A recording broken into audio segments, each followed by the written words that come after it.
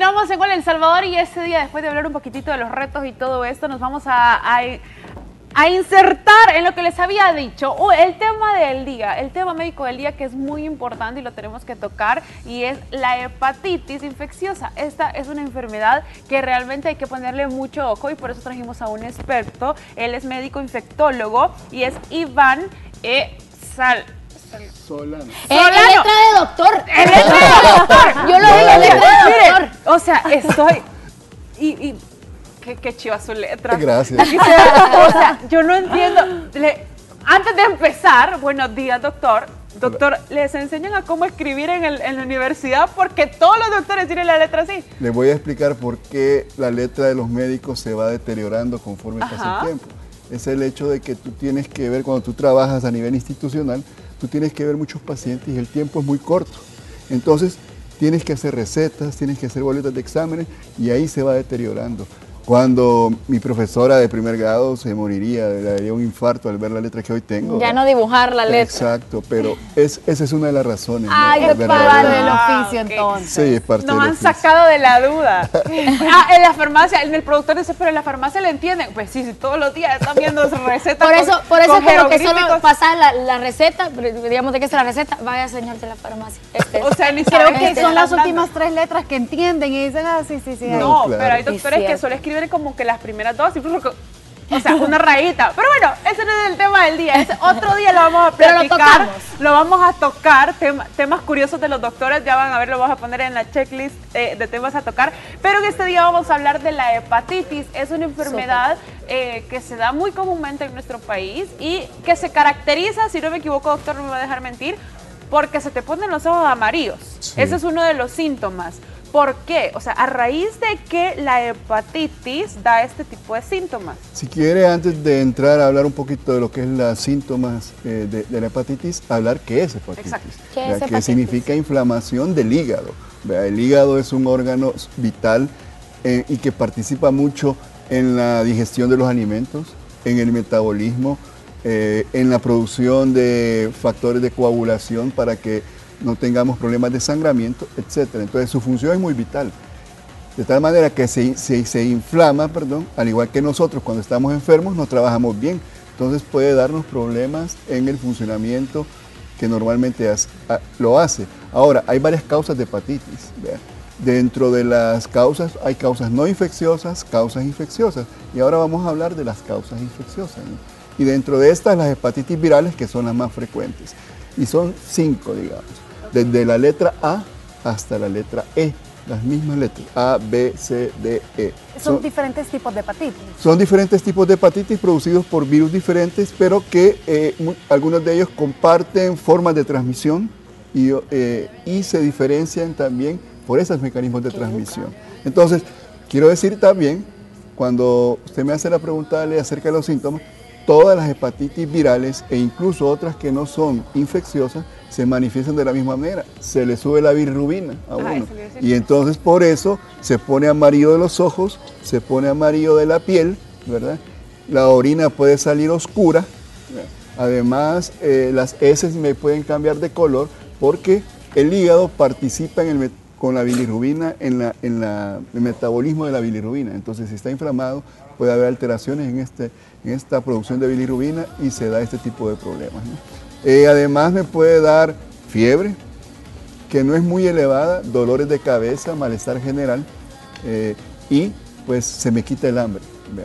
Generalmente la mayoría de las hepatitis virales nos van a dejar con la famosa modorra, de aquello que uno queda débil, digamos, como dice la gente, y por lo menos durante un mes nosotros no podemos tener esa actividad que teníamos antes de haber adquirido la enfermedad. Por eso estas enfermedades sí tienen implicaciones económicas y en salud en la población que lo Entonces, sufre, ¿no? ¿cómo podría yo, Doc, encontrar, bueno, el doctor que ya tenía la oportunidad de pasar la respectiva consulta, ¿no? Para mí, saludos a mi señor esposo, que le tiene miedo a las inyecciones, pero... Ay, no. Pero el doctor fue el primero que lo Gigi. inyectó. O sea, estaba el pediatra y después el doctor Iván. O sea, así, mal, pero de la fiebre amarilla. Saludos. Pero entonces, ¿cómo puedo yo reconocer una hepatitis, porque muchos dicen, bueno, pero es parte que se te subió la bilirrubina, o sea, ¿qué es eso? Uno solo escucha en la canción de Juan Luis Guerra. Sí, así es. Entonces, ¿cómo podemos identificar? No, esto ya no es normal, esta no es una simple diarrea, o cuáles podrían ser los síntomas generales. Inicialmente las enfermedades comienzan muy similares, que me siento mal, que se me quita un poco el hambre, que calenturas, y ya cuando eso uno puede decir, una gripe que me está dando. Inicialmente tú puedes pensar en cualquier otra cosa menos en hepatitis. Cuando ya vienen a presentarse los síntomas de que me cambió el color de la orina, yo ya me asusto.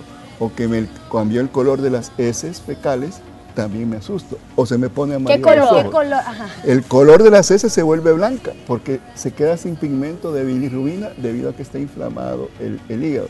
La orina también color como de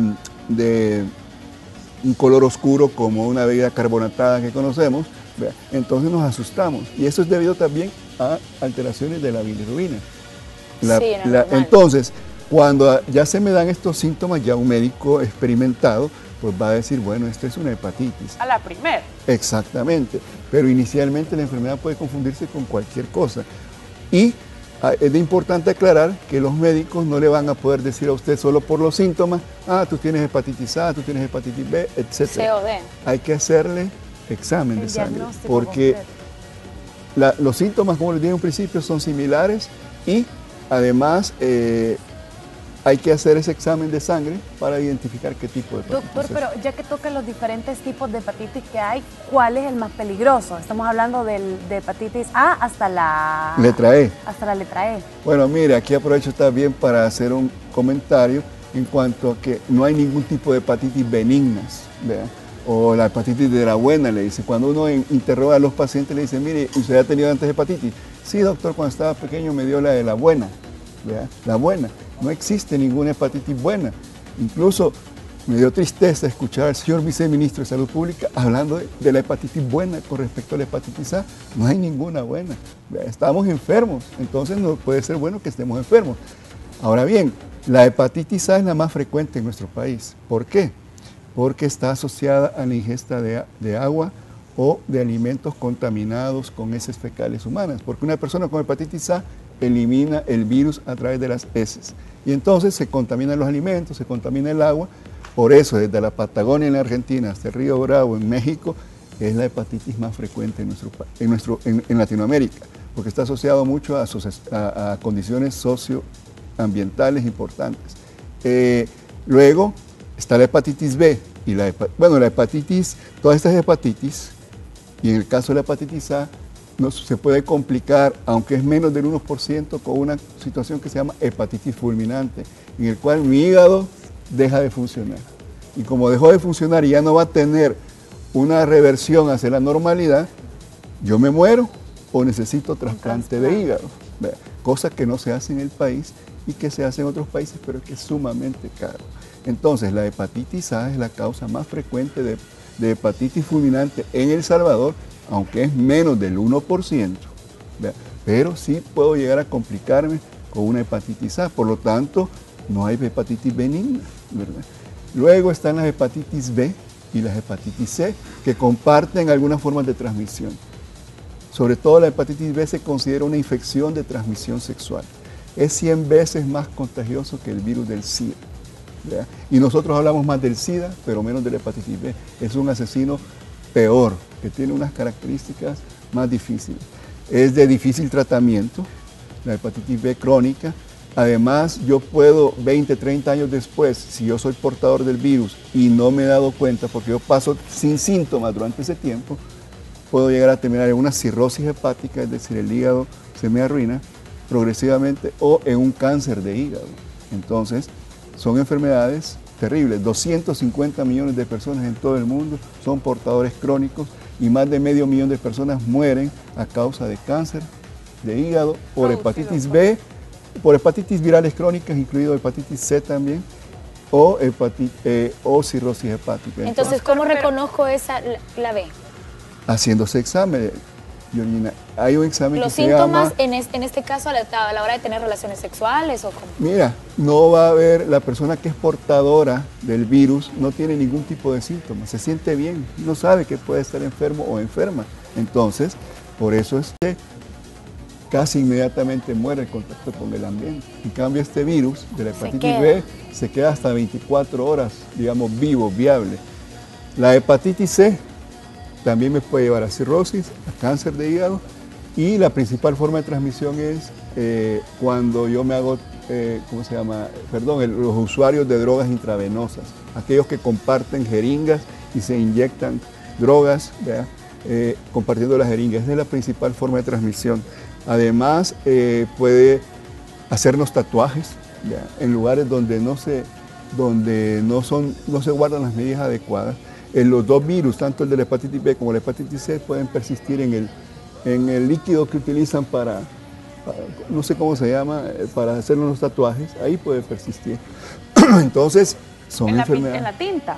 Doctor, y estamos viendo, bueno, parte de, porque estamos en vivo a través de Facebook, a través de Hola El Salvador, de la fanpage, y Aníbal Rivera dice, doctor, tenía una pregunta, ¿se puede hacer estos exámenes o qué tan vigentes son los laboratorios en El Salvador?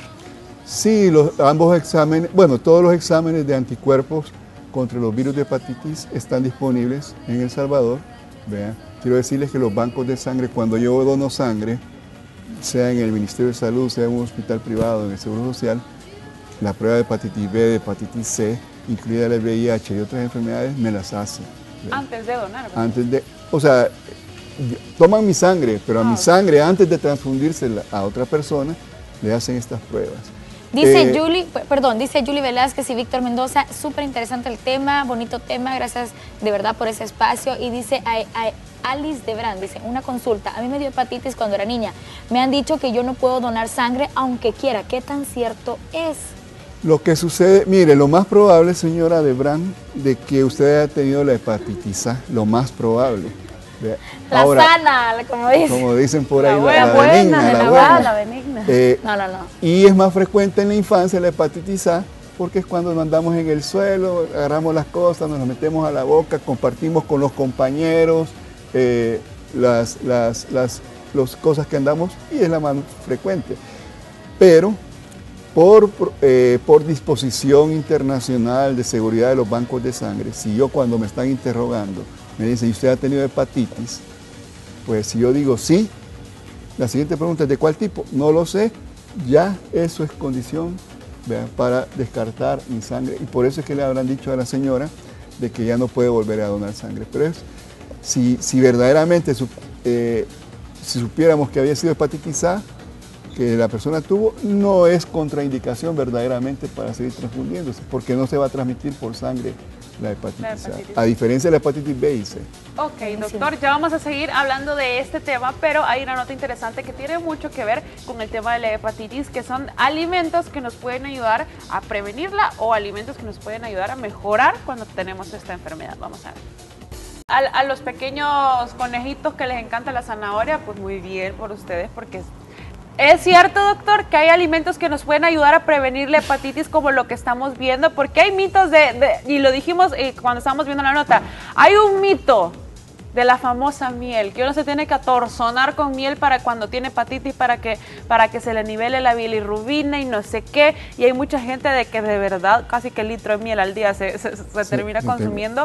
¿Es cierto eso o es cierto que alimentos se pueden ayudar a prevenirlo? Miren, con respecto al mito de la miel, es un mito. O sea, nuestros abuelitos fueron trasladando esa información de generación en generación y se fue degenerando la situación. Porque la miel no tiene nada que ver con la bilirrubina ni nada. La recomendación a una persona que tiene hepatitis es que ingiera todos los alimentos que le apetezcan. Pero eso sí, que no sean con medicamentos grasosos, o sea, que no sea comida frita. Yo con hepatitis echarme una comida rápida o con mucho condimento. ¿Por qué? Por el tema del hígado. Exacto, porque el hígado está enfermo y le vamos a poner una sobrecarga de trabajo que puede hacer que nos pueda descompensar. Entonces, que coma, puede comer sancochado, las verduras que quiera, lo que se le apetezca, aunque cuando uno está enfermo de hepatitis tiene el apetito muy bajo. Entonces, en ese sentido, que coma lo que quiera, pero que no sea frito, que no tenga muchos condimentos o picantes, ¿no?, la comida. Doctor, ¿cuál sería el tratamiento a seguir de una persona que tiene hepatitis? Bueno, básicamente el tratamiento es sintomático, es decir, a las molestias que yo vaya presentando, pues darle medicamentos para que me ayuden a controlar la hepatitis. En el caso de la hepatitis A, ¿no?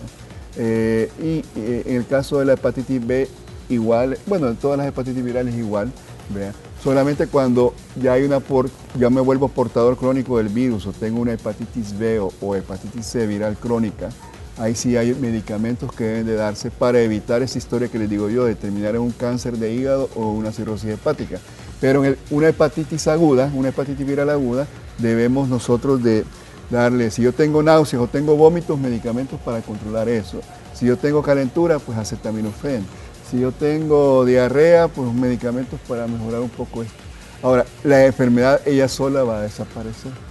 Eso sí, como les decía a un principio, de 2 a 3 semanas yo me siento que no quiero hacer nada. Una modorra. Que se me va la vida. Sí, una modorra de que no quiero hacer nada y por mucho que me digan, no tengo el deseo de hacerlo, ¿no? Doctor, antes de ir a la pregunta de Facebook, ya hablamos de la A, B y la C, pero de la hepatitis D y E se escucha muy poco. ¿Cuáles son esas dos hepatitis? Bueno, la hepatitis D está muy asociada a la hepatitis B, en el sentido de que si yo he tenido hepatitis B, solo de esa manera yo puedo adquirir la hepatitis D, ¿sí? Es la misma forma de transmisión, pero es un virus como medio B, ¿verdad? Pero defectuoso, entonces solo se llega a pegar a personas que ya han tenido la hepatitis B. Es la cola D. Exacto. Entonces, la forma de transmisión es la misma. Y luego la hepatitis E, por lo menos aquí sí no tenemos en El Salvador cómo detectarla, pero es la misma forma de transmisión de la hepatitis A. Es una infección muy prevalente en países asiáticos, ¿verdad?